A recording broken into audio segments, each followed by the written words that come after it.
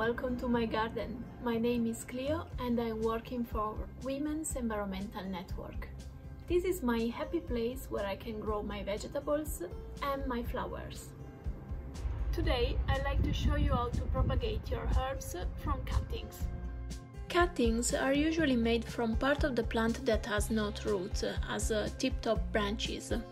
And by cutting and putting them into the soil or water, you stimulate the growth of new roots and a new plant.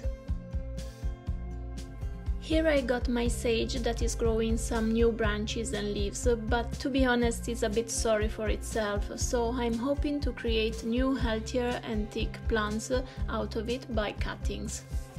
Best cutting for herbs are softwood. So new branches with soft and greenish stem that have no flower on them at all.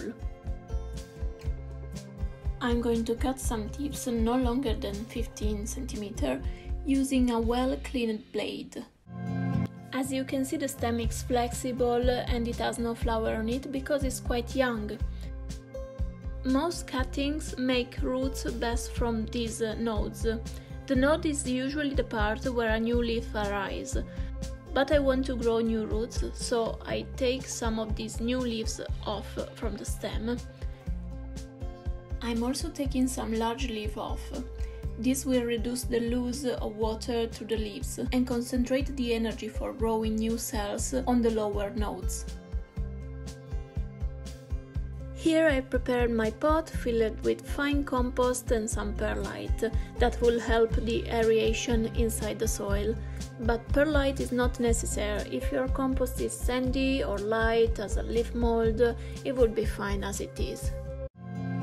And here I got my cuttings. I always try to have 4 or 5 of them, just in case some of them may fail, not putting any roots, so you may want to try with more than just one. I'm using rooting powder. Again, this is not strictly necessary. Some plants will root very well without any powder, and by the way, this is just another way to stimulate the cell division and the growth of new roots. I dip my stem, the lower part of the stem, inside the powder, shake the excess off and plant inside my pot. I put each of my cuttings at the corner of the pot, so it will be easier to divide them when the roots have grown. I'll keep the soil moist, and to keep the right humidity but avoid any fungus or disease, I cover them with a clear plastic bag. Note, the plastic must not be in touch with the leaves, as they may rot, so sometimes you just need to put a stick to hold the plastic cover off to the leaves.